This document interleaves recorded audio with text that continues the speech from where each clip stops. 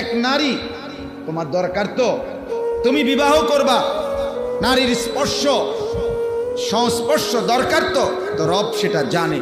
তোমার ভিতরের যে চাহিদা, কামনা, শাহওয়াত, এটা তো আল্লাহ দিয়েছেন। আল্লাহ নিজে বলছেন, আমি সেটা পূরণ করার জন্য আমি তোমার শরীরের অংশ থেকে তোমার স্ত্রী বানায় রাখছি। তুমি কিত্তা এরকম কুত্তার মতো হইয়া গেলা, সারা দিন সারা রাত মোবাইলে অশ্লীল ছবি দেখো, নর্তকীর নাচ দেখো। কেন এরকম পাগলা কুত্তা হইয়া গেলা? যেটা চাচ্ছ সেটা তো মিলবেই।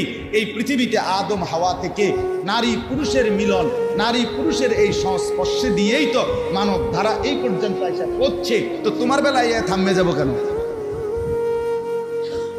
কথা বলেন না কেন? তোমার বেলায় এসে থামে যাবে কেন বেটা?